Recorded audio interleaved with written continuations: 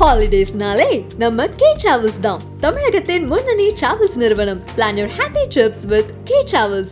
அதிமுக கிட்ட கூட்டணி அமைக்கிறதுக்கு 100 கோடி கேட்பாங்க. சந்தேகம் தான்.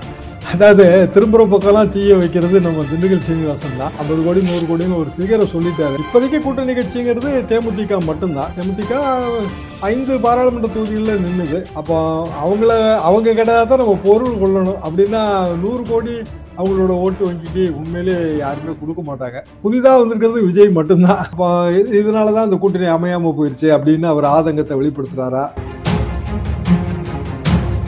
இப்ப நடந்துட்டு இருக்கிற பேச்சுவார்த்தை பத்தி சொல்லிருப்பாரு. நீங்க விஜய் பேரை லேசா கொடி கட்டல. அது விஜயும் அதிமுக கூட்டணி என்கிற பேச்சு தாங்க அடிபட்டது. அப்பெல்லாம் விஜய் மறுப்பு தெரிவிக்கல. ஒண்ணு தொகுதிகளுக்கு எண்ணிக்கை, அந்த எண்ணிக்கை விஜய் தரப்புக்கு திருப்தி அளித்திருக்காது. இல்ல பெரிய அளவுக்கான தேர்தல் செலவினங்கள் இதை மீட் அவுட் பண்ணணும். பொதுவா அவங்க சம்பாதிச்ச பணத்தை எல்லாம் செலவு பண்ண மாட்டாங்க. ஒரு ஆண்ட கட்சிட்டு தானே வர முடியும், வேற வழியே இல்லையா? சீமானவர்களோ இல்ல புதுசா வர்றவங்களோ பணம் கொடுக்க முடியாது. தேர்தல் செலவுனா என்ன? போஸ்டர், கட் அவுட்டு, மாலை, இது மட்டுமா? வாக்காளருக்கு பணம் கொடுத்தல் தேர்தல் செலவுல முக்கியமான செலவா மாறி போச்சா? அப்போ திண்டுக்கல் சீனிவாசன் சொன்னதுல உண்மை இருக்கு. யாரா பையா நீ கதை தான், நான் தான் அந்த பையன் அப்படின்னு தான் சொல்லணும். இதுக்கு பின்னாடி ஒரு பெரிய ஓட்டு வங்கி இருக்குங்க. தமிழக வெற்றி கழகம் இதை செய்ய முடியாது. ஏன்னா அவங்க அடிப்படை கட்டுமானத்தை இன்னும் தான் உருவாக்கணும். அப்போ நம்பர் ஆஃப் கிளைக்கழகங்களே இல்லாத ஒரு அமைப்பு, ஒரு மாஸ், அவ்வளவுதான். அதை தாண்டி வேற எதுவும் கிடையாது.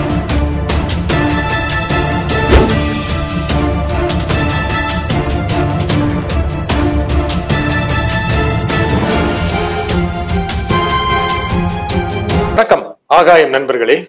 அதிமுகவிடம் 100 கோடி கேட்ட கூட்டணி கட்சிகள் என்ன, யார், இதை பற்றி ஏன் இந்த சர்ச்சையை உருவாகி இருக்கிறது, இதை பற்றி பேசுவதற்காக பத்திரிகையாளர் திரு தரசு ஷியாம் நம்முடன் இணைகிறார். வணக்கம் திரு ஷியாம். வணக்கம் நிஜன். அதிமுக கிட்ட கூட்டணி அமைக்கிறதுக்கு 100 கோடி கேட்பாங்க. சந்தேகம் தான். அதாவது திரும்புற பக்கம்லாம் தீய வைக்கிறது நம்ம திண்டுக்கல் சீனிவாசன் தான். 50 கோடி 100 கோடின்னு ஒரு ஃபிகரை சொல்லிட்டாரு. இப்போதைக்கு கூட்டணி கட்சிங்கிறது தேமுதிக மட்டும்தான். தேமுதிக 5 பாராளுமன்ற தொகுதிகளில் நின்றுது. அப்போ அவங்க கிடையாது தான் நம்ம பொருள் கொள்ளணும். அப்படின்னா 100 கோடி அவங்களோட ஓட்டு வங்கிக்கு உண்மையிலே யாருமே கொடுக்க மாட்டாங்க. திமுக கம்யூனிஸ்ட் கட்சிகளுக்கு சில கோடிகள் கொடுத்ததாக அஃபிஷியலாக அவங்க ரெக்கார்டு கொடுத்துருக்காங்க. எலக்டோரல் எக்ஸ்பென்சஸ் ஸ்டேட்மெண்ட்ல அஃபிஷியலாக கொடுத்துருக்காங்க. சம் 20-25 crores பல்வேறு கட்சிகளுக்கு கொடுத்த டோட்டல் தொகையும் அதில் இருக்கு. எனவே மேஜர் பார்ட்னர் மைனர் பார்ட்னருக்கு செலவுக்கு, தேர்தல் செலவுக்கு பணம் கொடுப்பது என்பது தமிழ்நாட்டில் இருப்பதாகத்தான் நம்ம புரிந்து கொள்ள வேண்டும். திண்டுக்கல் சீனிவாசன் குற்றத்தை மேலும் உறுதிப்படுத்தி இருக்கிறது. அமௌண்ட் தானே வேரி ஆகும். 100, 10, 5, 3 இதுதான் நமக்கு தெரியாது. தவிர மேஜர் பார்ட்னர் கொடுக்குறாங்க தேர்தல் செலவுக்கு. அப்படின்னா கூட்டணிக்கு வர்றதுக்கு கொடுத்ததாக தான் அர்த்தம். இப்போ அதிமுகவுக்கு 100, அதிமுகவிடம் கூட்டணி வருவதற்கு 100 கோடி கேட்கக்கூடிய அளவுக்கு மக்கள் செல்வாக்கு, தொண்டர் பலம், அடிப்படை கட்டுமானம் இதெல்லாம் இருக்கணும் இல்லையா? நம்மகிட்ட ஒரு 10% ஓட்டு இருந்தா தானே. 10% ஓட்டுனா ப்ரூவ்டு ஓட்டாகவும் இருக்கணும், கீழே இருக்கணும். அதாவது கிளைக்கழக அளவில், பேரூர் அளவில், சிற்றூர் அளவில் அமைப்பு இருக்கணும். அப்படின்னா நம்ம என்கிட்ட இவ்வளோ ஓட்டு இருக்கு அப்படின்னு கேட்கலாம். கேட்டு முன்னாடி கொடுத்த அனுபவங்களும் நம்ம பார்த்துட்டோம் அஃபிஷியலா. அப்படியான அமைப்பு இன்னைக்கு திமுக இருக்கு, அதிமுக இருக்கு, பாமக இருக்கு, விடுதலை சிறுத்தைகள்கிட்ட ஒரு சில பகுதிகளில் அவங்களுக்கு இருக்கு, பாமக ஒரு சில பகுதிகளில் தான் இருக்கு, கம்யூனிஸ்ட் கட்சிகள்கிட்ட ஓரிரு தொகுதிகளில் அவங்களுக்கு இருக்கு. தேமுதிக விருதுநகர்ல அவங்க வாங்கின ஓட்டை வச்சு விருதுநகர்ல இருக்கிறதா நம்ம வேணா எடுத்துக்கிடலாம், விருதுநகர் மாவட்டத்தில் இருக்கிறதா. அப்பவும் அந்த 100 கோடிங்கிறது கொஞ்சம் பெரிய ஃபிகருங்கிறது தான் என்னோட எண்ணம். புதிதாக வந்திருக்கிறது விஜய் மட்டும்தான். ஒருவேளை அவரு கேட்டாரா நமக்கு தெரியல. ஏன்னா அவரு சினிமா ஸ்டார், ஒரு படத்துக்கே 100 கோடி 150 கோடி கேட்டிருப்பாரு. பெரிய தொகையா தெரியாது, சைபருக்குலாம் வேல்யூ கிடையாது சினிமால.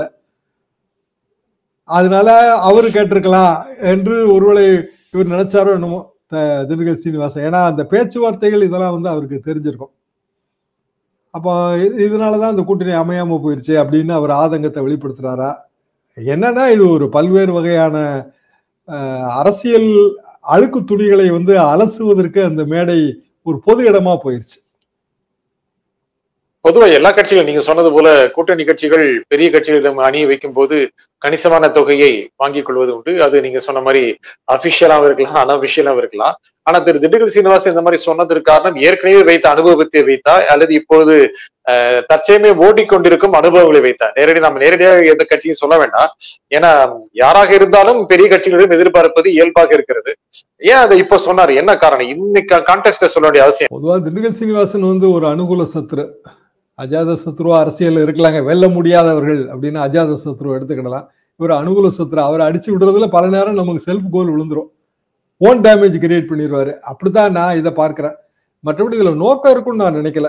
பல கட்சிகள் இதுக்கு முன்பு கேட்டிருக்கலாம். எத்தனையோ கட்சிகள் அதிமுகவோட கூட்டணி வைத்திருந்தது, கேட்டிருக்கலாம். எம்ஜிஆர் காலத்துல எம்ஜிஆர் தேர்தல் செலவுக்கு பணம் கொடுத்தாருங்கிறது பலருக்குமே தெரியும். பல பதிவுகளே இருக்கு, பல நூல்கள்லயே அந்த பதிவுகளே இருக்கு. ஒரு குறிப்பிட்ட தலைவர் அவர் தோல்வி அடைந்த பிறகும் கூட அவருக்கான தேர்தல் செலவு ரொம்ப அதிகமாயிருச்சு. பெரிய தலைவர், ஆனா அவரு பெரிய அளவுக்கு வசதி படுத்தவர்ல. எம்ஜிஆர் டிக்கெட் கொடுக்குறாரு, தோத்துட்டாரு, தேர்தல் செலவு அதிகமாயிருச்சு. எம்ஜிஆர் போகும்போது அவர் அந்த பேலன்ஸ் செலவு ஏதோ ஒரு 2 லட்சங்கள் இருக்கும்னு நான் நினைக்கிறேன், அந்த காலத்துல கொடுத்ததாக நூல்கள்லயே பதிவு இருக்கு. அதனால தொண்டு தொட்டு வர்ற வழக்கம் தான் நம்ம எடுத்துக்கிடணும். ஆனா திண்டுக்கல் சீனிவாசன் அதை அப்படி சொல்லியிருக்க கூடாதுன்னு தான் நான் நினைக்கிறேன். ஏன்னா அவரு அதிமுகவோட பொருளாளர் இல்லையா? அப்படின்னா அவருக்கு தெரியாம பண பரிமாற்றம் நடந்திருக்க முடியாதுல்ல. செல்ஃப் அட்மிஷன் ஆயிருத்த. இப்ப நடந்துட்டு இருக்கிற பேச்சுவார்த்தை பத்தி சொல்லியிருப்பாரு. நீங்க விஜய் பேரை லேசா கொடி காட்டினீங்க. இல்ல, அது விஜயும் அதிமுக கூட்டணி என்கிற பேச்சு தாங்க அடிபட்டது. அது எத்தனை நாளா நம்மளே கூட பல முறை அதை பேசியிருக்கோம். அப்பெல்லாம் விஜய் மறுப்பு தெரிவிக்கல. ஆனா 2 நாளைக்கு முன்னாடி தீவிரமான ஒரு மறுப்பு தெரிவிச்சிட்டாரு. அப்படின்னா 2 பாயிண்ட் தான். ஒண்ணு, தொகுதிகளுக்கு எண்ணிக்கை, அந்த எண்ணிக்கை விஜய் தரப்புக்கு திருப்தி அளித்திருக்காது. இல்ல பெரிய அளவுக்கான தேர்தல் செலவினங்கள் இதை மீட் அவுட் பண்ணணும். சரி, சினிமா ஸ்டார் மைண்ட் செட்டு ஓரளவுக்கு எனக்கு தெரியுங்கிற முறையில பொதுவாக அவங்க சம்பாதிச்ச பணத்தை எல்லாம் செலவு பண்ண மாட்டாங்க. அந்த காலத்துல தியாகராஜ பகதூர், பியூஷ் சின்னப்பாலாம் செலவு பண்ணி ரொம்ப நொடிச்சு போனாங்க. எம்ஜிஆர் தர்மத்துக்கு வாரி வழங்கினாரு. மற்றபடி நடிகர் திலகம் எல்லாம் 10 பைசா இழக்க மாட்டாங்க. ஒரு காலத்துல 88 கடைசியில நடிகர் திலகம் நிக்கிறாரு தொகுதியில, திருவையாறு தொகுதியில பிரச்சாரம் போகும்போது அவரு கூப்பிடுவார் இல்லையா கார்ல இருந்துகிட்டு. அப்புறம் எல்லாரும் கை குலுக்கிறது, கையை நீட்டுவாங்கல்ல, அதே மாதிரி அவர் காருக்கு வெளியில தெரியாம நீட்டிட்டாரு. பைய புடிச்சு குளிட்டாங்க நிறைய பேர். திருப்பி காருக்குள்ள கை எடுத்துட்டு பார்த்தா மோதிரத்தை காணும். அதுல இருந்து அவர் எல்லா மோதிரத்தையும் கழட்டி பாக்கெட்ல போட்டு தேர்தல் பிரச்சாரம் போய் நான் கண்ணால பார்த்த விஷயம். எதுக்கு சொல்றேன்னா, இது ஒரு சிக்கலான இடம். அது மோதிரமா இருந்தானே 100 கோடியா இருந்தானே எல்லாம் ஒண்ணுதான். அப்போ வாக்காளர்களுக்கு அந்த எண்ணம் இருக்குங்கிறதையும் நம்ம ஒத்துக்கிடணும். இன்னைய தேதிக்கு எல்லாருக்கும் தெரிஞ்ச ஓப்பன் சீக்ரெட் என்ன? ஒரு ஓட்டுக்கு எவ்வளவு பணம் கொடுத்தாங்கிறது தான். அரசியல்வாதிகள் மறுக்கலாம், தேர்தல் டைம்ல கேளுங்க, எல்லாருமே ஓட்டுக்கு ஏதோ ரூபத்துல பணம் கொடுத்துருப்பாங்க. காமன் டிஸ்கஷனா இருக்கும். உங்க வீட்டுல எவ்வளவு வந்துச்சு, எங்களுக்கு இவ்வளவுதான் கொடுத்தாங்க, காமன் டிஸ்கஷனா இருக்கும். எல்லா கட்சிகிட்ட இருந்து வாக்காளர்கள் பணம் வாங்குறாங்க, யாரோ ஒரு கட்சிக்கு ஓட்டு போடுறாங்க, ஆனாலும் எல்லா கட்சியும் பணம் கொடுத்துட்டு இருக்கு. இப்ப சமீபத்துல பிஜேபியோட தேசிய பொதுச் செயலாளர் அவர் கோடிக்கணக்கான ரூபா பணத்தோட மகாராஷ்டிரா தேர்தலில் அவர் பிடிபட்டாரு. அது பெரிய பிரச்சனையா மாறி ஓடிட்டு இருந்தது. இது பிஜேபி நான் குறை சொல்லலை, காங்கிரஸ்ல இருந்து எல்லா கட்சியும் செய்யற விஷயமா இந்தியாவில் அன்பார்ச்சுனேட்லி இப்படி மாறி போச்சு. அப்போ அந்த பணம் எங்க இருந்து வருது? ஒரு ஆண்ட கட்சிகிட்ட தானே வர முடியும், வேற வழியே இல்லையா? சீமானவர்களோ இல்ல புதுசா வர்றவங்களோ பணம் கொடுக்க முடியாத. ரெண்டாவது, அவங்க சீமான் மட்டும் தான் 234 நிக்கிறாரு. பிசிக மாதிரியான கட்சிகள் சில தொகுதிகளில் தான் நிக்கிறாங்க. அவங்க மேஜர் பார்ட்னருக்கா பணம் கொடுக்க போறாங்க? மேஜர் பார்ட்னர் தான் மைனர் பார்ட்னருக்கு தேர்தல் செலவுக்கு பணம் கொடுக்கணும். தேர்தல் செலவுனா என்ன? போஸ்டர், கட் அவுட்டு, மாலை, இது மட்டுமா? வாக்காளருக்கு பணம் கொடுத்தல் தேர்தல் செலவுல முக்கியமான செலவா மாறி போச்சா? அப்போ திண்டுக்கல் சீனிவாசன் சொன்னதுல உண்மை இருக்கு. எவ்வளவு அமௌண்ட் அது நமக்கு தெரியாது, யாரு அது நமக்கு தெரியாது. லேட்டஸ்டா விஜய் பத்திய டாக் வந்ததுனால அந்த விஜய் மென்ஷன் வருது. ஆனா விஜயுடைய டாக்கு அந்த 100 கோடி அதுல முட்டுக்கட்டி ஏற்பட்டிருக்காது. ஏன்னா அது பேச்சே எந்த விதத்தில் நடந்தது நமக்கு தெரியாது. அப்படி இருக்கும்போது அது கோடியா இடமா அப்படிங்கிறது இருக்க வாய்ப்பு இருக்குமா என்ன? கோடியும் இடமும் வேணுங்கிறது தானே அதுல முக்கியமான நோக்கம். இப்போ 234 தொகுதியிலையும் விஜய் நிக்கிறதா வச்சுக்கோங்க ஒரு பேச்சுக்கு. அப்ப தொகுதிக்கு 10 கோடி ரூபா செலவுனா கூட 2340 கோடி ரூபா செலவு பண்ணுவாரா? சரி, 180 தொகுதியில் நிக்கிறதா வைங்க, 160 வைக்கிறதா வைங்க, அப்பவுமே பெரிய ஃபிகர்ல வருது. அப்ப அந்த மாதிரியான ஒரு வாய்ப்பு இருக்கிற கட்சி எதுவா இருக்க முடியும்? ஒண்ணு ஆண்ட கட்சியா இருக்கணும், இல்லைன்னா ஆள்ற கட்சியா இருக்கணும். ரெண்டை தவிர தாண்டி வேற வழியே கிடையாதுங்களே. அப்படின்னா விஜயோட நீங்க கூட்டணி என்று வந்தால் கண்டிப்பாக நம்பர் ஆஃப் சீட்டு அப்புறம் நம்பர் ஆஃப் நோட்டு இது ரெண்டும் வந்து கண்டிப்பாக வந்து அந்த பேச்சுவார்த்தையில இருக்கும்னு தான் நான் நினைக்கிறேன். ஆனா மைனஸ் பாயிண்ட் என்னவா இருக்கும் அப்படின்னா, நான் 100 கோடி ரூபாய் கேட்கறேன், ரைட்டு, எவ்வளவு ஓட்டு உங்களால எனக்கு கிடைக்குங்கிற கேள்வி ஒரு மேஜர் பார்ட்னர் வைப்பார்ல, அதுக்கு சாட்டிஸ்பாக்டரியான ஒரு டேட்டா கொடுக்க முடியாது புது கட்சிக்கு. புது கட்சி ஒரு தலைவரோட மாஸ்ல இருக்கு, அவ்வளவுதான். திடீர்னு தலைவர் வந்து இல்ல வேண்டான்னு முடிவு பண்ணிட்டாருன்னா கதை முடிஞ்சது, ஜோலி முடிஞ்சது. ரஜினி அப்படித்தானே முடிவு பண்ணாரு கடைசி நேரத்துல 95, 96ல. இப்ப சமீபத்துல நம்ம பார்த்தோம், வேணான்னு முடிவு பண்ணாங்க அப்படின்னா கொடுத்த பணத்தை எங்க போய் கேட்க? அப்ப அது ஒரு சிக்கல். அது போக எண்ணிக்கைக்கு தகுந்த மாதிரி தான் பணம் வரும். இப்போ உதாரணமா நான் 60 தொகுதியில் நிக்க போறேன், ஒரு தொகுதிக்கு எனக்கு இவ்வளவு செலவாகுங்க, இந்த செலவுக்கு எனக்கு பணம் வேணும். 5 கோடி வைங்க, 60 தொகுதினா 300 கோடி வேணும். 100 கோடி கணக்கு ரொம்ப கம்மியோ? 100 கோடி கணக்கு ரொம்ப கம்மியோ? 100 கோடினா ஆமா, எனக்கு தெரிஞ்சுங்க 5 to 10 crores இல்லாம சக்சஸ்ஃபுல்லா கண்டெஸ்ட் பண்ண முடியாதுங்க. நீங்களும் நானுமா தேர்தலில் போட்டி போட முடியும்? வாய்ப்பே இல்லை அதுல, நோ சான்ஸ். அப்போ யாரா பையா நீ கதை தான், நான் தான் அந்த பையன் அப்படின்னு தான் சொல்லணும், வேற வழியே கிடையாது. அதானே இன்னைக்கு ட்ரெண்டிங் சாங்கு, யாரா பையா நீ தானே. அப்ப நான் தான் அந்த பையனா, பையனுக்கு பின்னாடி என்ன இருக்குங்கிற கேள்வி வரும்ல. பையனுக்கு பின்னாடி ஒரு பெரிய ஓட்டு வங்கி இருக்குங்க. பாமக 5% நிரூபிச்சிருக்காங்க. ஒரு 40-50 தொகுதியில் அவங்க ஓட்டு வந்தா நம்ம ஜெயிக்கலாம், அது வேற விஷயம். பிசிகா அது வேற விஷயம்.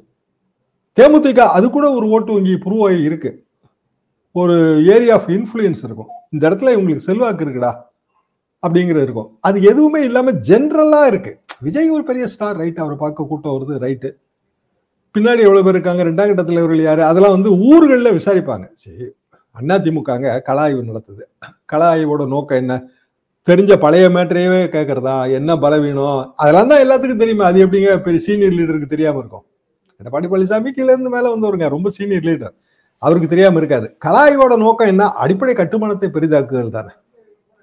அடிப்படை கட்டுமானங்கிறது கிளைக்கழகம்.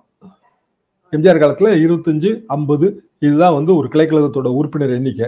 எம்ஜிஆர் மன்றத்தை வச்சு அவங்க அப்படி டிசைட் பண்ணாங்க. இன்று முதல் எல்லா எம்ஜிஆர் மன்றங்களும் அதிமுக கிளைக்கழகங்கள்லாம் அனகாபுத்தூர் ராமலிங்கம் ஒரு அறிக்கையை விட்டாருங்க, நாங்க எல்லாம் அதிமுக கிளைக்கழகமா மாறிட்டோம். எப்போ? 72.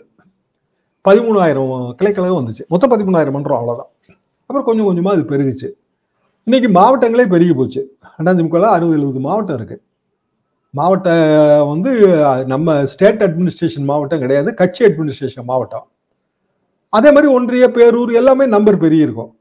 எங்க கிராமத்திலே 3 அதிமுக கிளைக்கழகம் இருக்கு, ஒரு சின்ன கிராமம் தான், 3 கிளைக்கழகம் இருக்கு. அப்ப கிளைக்கழகங்களோட எண்ணிக்கையை பெருக்குதல், அதுக்கு கள ஆய்வு பயன்படுத்துதல், அப்ப அடிப்படை கட்டுமானம் பெருகும். இது வந்து ஓகே, ஏன்னா அதிமுக இதை செய்ய முடியும். தமிழக வெற்றி கழகம் இதை செய்ய முடியாது, ஏன்னா அவங்க அடிப்படை கட்டுமானத்தை இனிமேதான் உருவாக்கணும். ஊர்ல வந்து 3 கிளைக்கழகம் இருக்குங்க, 3 பத்தாதுங்க, அதை 15ஆ மாத்தணும் அப்படின்னா அந்த கிளைக்கழகத்துக்காரங்க வேலை பார்ப்பாங்க. ஒண்ணு. ரெண்டாவது, பக்கத்துல நமக்கு பக்கத்துல வர்ற கிளைக்கழகம் நமக்கு கட்டுப்பட்டு இருக்கணும்னு நினைப்பான். சீனியர் இல்லாம, நான் 10 வருஷம் இருக்கேன் கிளைக்கழகத்துல செயலாளரா, நீ இன்னைக்கு தான் கிளைக்கழகத்துக்கே வர, ரைட்டு, நீ மச்சான், நீ இருந்துக்க, இப்படிதான் கிளைக்கழகத்தை உருவாக்க முடியும். விஜய் வந்து முதல் கிளைக்கழகத்தை உருவாக்கணும் இப்போ. அப்போ நம்பர் ஆஃப் கிளைக்கழகங்களே இல்லாத ஒரு அமைப்பு, ஒரு மாஸ், அவ்வளவுதான். அதை தாண்டி வேற எதுவும் கிடையாது. அப்ப அதிமுக என்ன பண்ணும்? கள ஆய்வு நடத்தும் போதே இது எல்லாத்தையுமே கணக்குல போட்டுருவாங்கல்ல. அப்ப கணக்குல போடும்போது அவங்களுக்கு உண்மையான ஒரு எண்ணிக்கையெல்லாம் தெரிஞ்சிருக்கும். அப்ப 100 crores ஒருத்தா ஒருத்து இல்லையா அப்படிங்கிற ஒரு எண்ணம் வந்திருக்கும். அப்புறம் எவ்வளவு சீட்டு கேட்கறாங்க, பத்திரிகையில 80 சீட்டு கேட்டாங்க, துணை முதலமைச்சர் பதவி கேட்டாங்க. நம்ம என்ன வேணாலும் கேட்கலாங்க, துணை முதலமைச்சர் என்ன எது வேணாலும் கேட்கலாம். 6 மாசம் நீங்க இருங்க, 6 மாசம் நாங்க இருக்கோம்னு கூட கேட்கலாம். நடக்கணும்ல, அந்த அளவுக்கு நம்மகிட்ட பலம் இருக்கணும்ல. மறுத்துருவாங்க, வேற வழி இல்லையே. அதாவது கூட்டணி இல்லைன்ட்டாங்க. ஆமா, நம்ம சரியா படியலைன்னா பிறகு மறுத்தானே ஆகணும். வேற நடந்திருக்குமா? நடந்திருக்குங்க, நடக்காம எப்படிங்க அரசியல் இருக்கும்? அரசியல் சரி, அரசியல் என்பதே வந்து திரைமறைவுல நடக்கிற அல்லது அந்தரங்கத்தில் நடக்கிற பேரம்தான். கூட்டணினா என்ன? கூட்டு முயற்சி தான். கோயலிஷன், அலையன்ஸ் ரெண்டா பிரிங்க. கோயலிஷன் தான் இன்னைய கூட்டணிகள். அதாவது ஷார்ட் அப் 2026 தேர்தல், இந்த தேர்தலுக்கு என்ன செய்யலாம், அதுல ஜெயிக்கிறோம். முடிஞ்ச பிறகு அவங்கவுங்க பாதையை பார்த்துட்டு போங்க. அலையன்ஸ்னா லாங் டேர்ம், ஒரு 5 வருஷமா எல்லாரும் இருக்கோங்க. 2017 இருந்து விசிகா இருக்கு, பல்வேறு போராட்டங்கள்ல ஒன்னா பங்கெடுத்திருக்கோம். இது வேற, கோயலிஷன் வேற. விஜய் கோயலிஷன் தான் எய்ம் பண்ண முடியும். ஏன்னா அவர் அலையன்ஸுக்கு எய்ம் பண்றதுக்கு அவர் பல போராட்டங்கள் எல்லாம் சந்திக்கணும். இன்னும் 5 வருஷம் 10 வருஷம் அவர் அரசியல் வாழ்க்கையில இருக்கணும். அதிமுக அலையன்ஸ் தேடும், லாங் டேர்மா இருக்கணும்னு அவங்க தேடுவாங்க. அதுக்கு ஓகே, விஜய் வந்து இன்னைக்கு ஓட்டு இல்லாட்டாலும் 5 வருஷம் கழிச்சு ஓட்டு கிரியேட் ஆகும், ஒரு மாஸ் ஸ்டார், அது வந்து நல்லதுதான் அப்படின்னு நினைப்பாங்க. ஆனா அந்த அவங்களோட பலத்துக்கு ஏற்ப அவங்க வந்து சில டிமாண்டை வைக்கணும் இல்லையா, அது வைக்கல. அதனாலதான் டக்குன்னு வந்து இப்ப வந்து அது இல்ல அப்படிங்கிற மாதிரி ஆயிடுச்சு. இல்லன்னு ஆன உடனே கலாய்வை தீவிரப்படுத்திட்டாங்க பாருங்க. அப்ப என்ன காரணம் அதுக்கு? ரைட்டுங்க, அவர் வருவாருன்னு எதிர்பார்த்தோம். இல்ல, மாஸ் அப்பீல்ல நமக்கு ஒரு 10% ஓட்டு 8% ஓட்டு கூட கிடைக்குங்கிறது நம்ம எதிர்பார்ப்பு. வாட் எவர் இட் இஸ், ஒரு மாஸ் அப்பீல் இருக்கு, மாஸ் அப்பீல்ல 10% 8% ஏதோ ஒரு ஓட்டு கிடைக்கும், அது எதிர்பார்ப்பு. அப்போ மாஸ் அப்பீல் உள்ள விஜயகாந்துக்கு எத்தனை சீட்டு நம்ம முன்னாடி கொடுத்தோம்? சரி, அந்த குழுவிலேயே எடப்பாடி பழனிசாமி இருந்தாருங்க. 2011 தேமுதிக உள்ள வந்தப்ப நடந்த பேச்சுவார்த்தைகளே அவர் இருந்தாரு. அப்போ 40 சீட்டு, 40ல இருந்து 50 சீட்டு விஜயகாந்துக்கு. விஜயகாந்துக்கும் விஜய்க்கும் கொஞ்சம் வேணா விஜய் அவரோட வேணா இன்னும் கொஞ்சம் பாப்புலர்னு வேணா வச்சுக்கலாம், ஏன்னா கரண்டா இருக்காரு. அப்ப என்ன ரேஞ்சு? அப்ப தேமுதிகவுக்கு அந்த காலகட்டத்தில் தேர்தல் செலவுக்கு பணம் கொடுக்காமல இருந்திருப்பாங்க? அதெல்லாம் கொடுத்துருப்பாங்க. எவ்வளவுன்னு தெரியாது, கொடுத்துருப்பாங்க. பார்ட்டா தான் கொடுப்பாங்க, மொத்தமாவும் கொடுக்க மாட்டாங்க, கொஞ்சம் கொஞ்சமா கொடுப்பாங்க. அந்த பணத்தை செலவு பண்றதுக்கு இவங்க ஒரு பார்வையாளர் அனுப்புவாங்க, இதெல்லாம் நடக்கிறதாங்க. அப்போ 40ல இருந்து 50 தொகுதி அதுக்கு செலவுக்கு பணம், அது வேற விஷயம், அதுக்கு வாய்ப்பு இருக்கு. இல்லைங்க, நீங்களும் நானும் ஒண்ணுதான், என் தலைமையில கூட்டணி, வாய்ப்பே இல்லை, வாய்ப்பு இல்லை ப்ரோ, வாய்ப்பே இல்லை ப்ரோ. ரைட்டு, அப்ப நீங்க மேஜர் பார்ட்னர், நான் மைனர் பார்ட்னர், அது சான்ஸ் இருக்கு, ஃபேர் சான்ஸ் இருக்கு. இந்த இடம் படியாம போகும்போது ரைட்டு, இப்போ வந்து அவரை நம்பி நம்ம இழுத்துட்டோம்னா நம்ம கட்சி பலவீனம் ஆயிரும்.